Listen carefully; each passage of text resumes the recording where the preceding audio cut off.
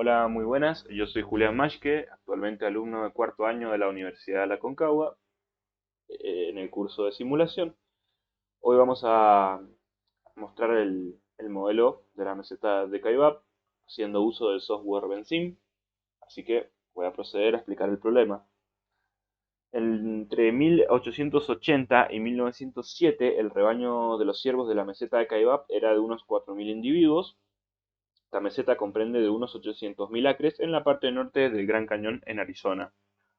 En 1907 se concedió licencia para la caza de pumas, lobos y coyotes, que son depredadores naturales del ciervo, y en unos 15 o 20 años la eliminación de estos depredadores fue considerable, con la consiguiente e inmediata expansión de la población de ciervos. En 1918 la población de ciervos había aumentado más de 10 veces, obviamente por consecuencias en el sobrepastoreo de la zona, lo cual motivó a una serie de advertencias, cuales ninguna hizo efecto, debido a la concesión de licencias o a la eliminación de los ciervos al no haber depredación por parte de los depredadores naturales o cazadores. El rebaño alcanzó un número de 100.000 individuos en 1930, pero la escasez de alimento produjo la muerte del 60% de este rebaño de los dos inviernos siguientes respecto a la población inicial. Para entonces la vegetación estaba tan destruida debido al pastoreo que ya no era posible la recuperación de reserva de alimentos. ¿Cuál es el objetivo de esta simulación? Lograr estabilizar la población de ciervos con el fin de que no hayan cambios bruscos en la población y que además no se acabe el alimento por no alcanzar a regenerarse. Antes de pasar a la simulación, quiero mostrar el modelo causal que se realizó para poder llevar a cabo de forma correcta la simulación. Tenemos dos variables de estado, las cuales serían el alimento disponible y la población de ciervos. Bien, vamos a ver que alimento disponible tiene tres bucles de retroalimentación. Tres bucles que son dos negativos y uno positivo. Tenemos un bucle de alimentación positivo entre alimento disponible y la regeneración del pasto, el cual obviamente si yo aumento la regeneración del pasto va a aumentar el alimento disponible, si yo aumento el alimento disponible va a aumentar la regeneración del pasto. Tenemos el segundo bucle también entre alimento disponible y el consumo del pasto, cual obviamente si yo aumento el alimento disponible va a aumentar el consumo del pasto, si yo aumento el consumo del pasto va a disminuir el alimento disponible. En este caso es un bucle negativo. Tenemos otro bucle negativo entre alimento disponible, alimento de ciervo y el consumo de pasto. Si yo aumento el alimento disponible, aumento el alimento de ciervo. Si yo aumento el alimento de ciervo, se aumenta el consumo de pasto. Si se aumenta el consumo de pasto, el alimento disponible disminuye. Tenemos otro bucle de alimentación negativo entre consumo de pasto, la población de ciervos y el alimento de ciervo. Si yo aumento el alimento de ciervo, aumenta el consumo de pasto. Si la población de ciervos aumenta el consumo de pasto. Si la población de ciervos aumenta, el alimento de ciervo disminuye. También tenemos otro bucle de alimentación negativo entre la población de ciervos, la densidad de ciervos y los ciervos depredados. Cual si aumenta la densidad de ciervos, aumentan los ciervos depredados. Si aumentan los ciervos depredados, disminuye la población de ciervos. Y si la población de ciervos aumenta, la densidad de ciervos aumenta. Bueno, dicho de esta manera, y repasando de forma general lo que serían las variables que vamos a utilizar en este modelo, pasamos ya a la construcción en SIM. Tenemos las dos variables de estado, como había mencionado anteriormente, tenemos el alimento disponible y la población de ciervos. Eh, tenemos las variables de flujo que van a intervenir en estas variables de estado. En este caso, para el alimento disponible serían la regeneración de pasto y el consumo de pasto como salida, la variable de estado.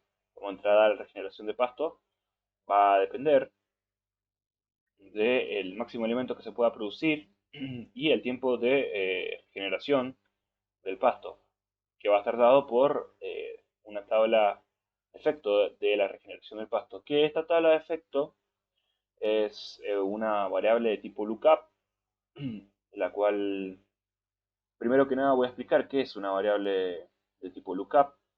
A ver, lo tenemos por acá. Eh, el, el tipo de variables lookup son una herramienta para representar relaciones no lineales entre las variables del modelo. Las funciones o tablas de las variables lookups en Benzim deben ser robustas, es decir, que deben cubrir una gama entera de valores de parámetros razonables. Siempre que no se cumpla esta condición, la simulación no va a poder realizarse de manera efectiva. Entonces, dada por esta tabla expresada en la regeneración de pasto, podemos ver cómo se comporta gráficamente, lo cual esta tabla va a ser utilizada en esta variable auxiliar como una función entre el alimento disponible y el máximo alimento que se pueda producir. Eh, el alimento disponible y el máximo alimento que se pueda producir son los parámetros que va a usar esta tabla. La lookup que veíamos recién, ¿cierto? El alimento disponible es 0, el máximo que se puede producir es 235. Esto está expresado obviamente en porcentajes. Si yo tengo un 25% de alimento disponible, lo máximo que se puede producir es un 15 de alimento.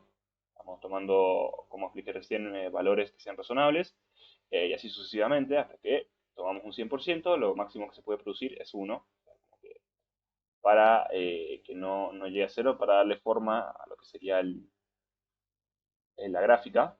No, pues si se pone 0, por ahí la simulación puede tener algún fallo. Bueno, una vez explicado esto, tenemos la variable de alimento disponible, la variable estado, eh, que es una integral entre la regeneración del pasto y el consumo del pasto, con la variable inicial del alimento disponible inicial, que tenemos por acá arriba, que es de, en este caso, 4.7 elevado a la 8, que es más o menos la cantidad que le vamos a poner al sistema, que la expresamos como una función. Sale como esta variable estado, el flujo de salida como consumo de pasto, que es una función entre el mínimo de alimento disponible y la población de ciervos por el máximo alimento consumido por ciervo. Bien. Así más o menos explicaría este sector del diagrama. También tenemos la otra variable de estado, que es la población de ciervos, la cual tiene como flujo de entrada el incremento vegetativo de los ciervos, que va a estar dado por una tasa de incremento vegetativo de los ciervos, que a su vez, esto también tiene una variable lookup.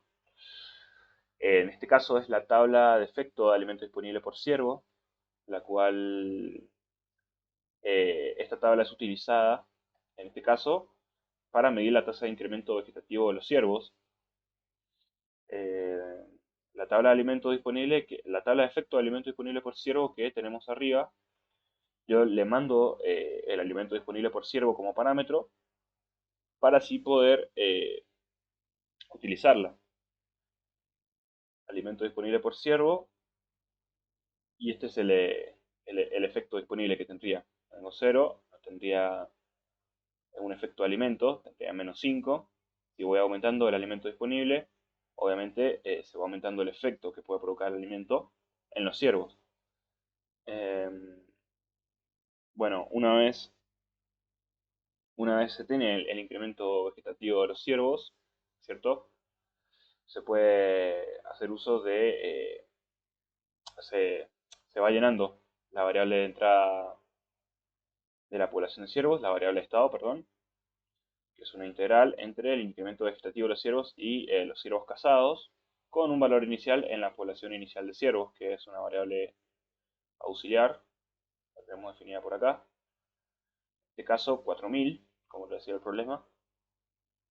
Y bueno, eh, también la población de ciervos influye en la densidad de ciervos, que a su vez es afectado por el área, que es el área básicamente donde se desarrolla todo el modelo, que como decía el problema es de 800.000, en este caso acres, pusimos acá, acres.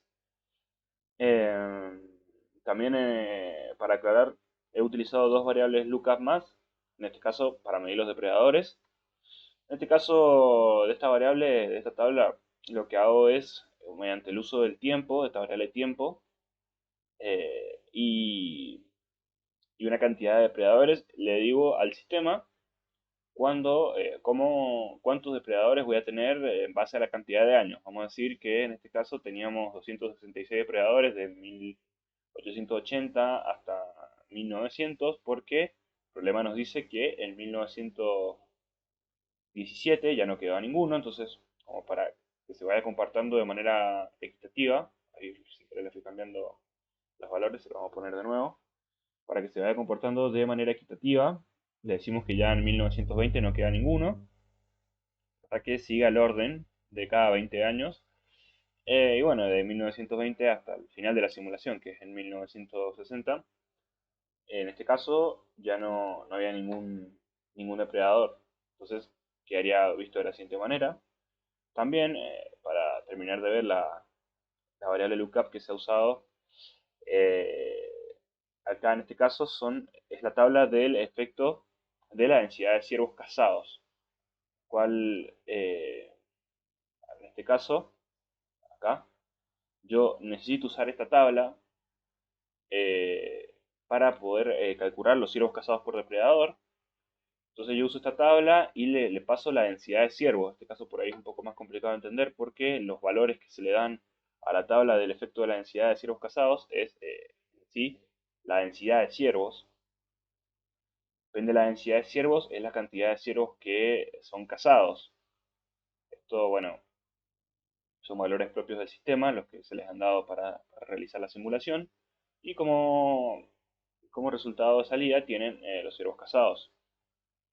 Perfecto. Ciervos cazados por depredador. Olvidé mencionar por depredador. Perfecto. Esas ciervos cazados por depredador y la cantidad de depredadores nos va a ayudar a calcular el flujo de salida de los ciervos cazados en total, ya que es igual a los depredadores por los ciervos cazados por depredador. Muy bien, perfecto. Por acá. Bueno, más o menos hemos explicado básicamente para qué sirve cada una de las variables que se ha utilizado en este sistema. Así que voy a proceder a realizar la simulación, a ver cómo nos quedaría. Perfecto. Muy bien. Una vez realizada la simulación, vamos a ver, podemos ver que la población de ciervos, eh, empezando en 4000, que es lo que estamos acá, estamos de a partir de 4000, sí. En 1880, aparte de 4000 habitantes, vemos cómo a lo largo de los años va a aumentar de manera exponencial, ¿sí? Hasta los 100.000, sobrepasando levemente los 100.000 individuos, pero luego va a tener una caída repentina a tal punto de llegar a 1960, que es el año donde dijimos que pararía la simulación, con un total de 2000, casi poco más de 2000 ciervos, cual una reducción casi del 50%, más del 50% de la cantidad inicial de ciervos que se tenía.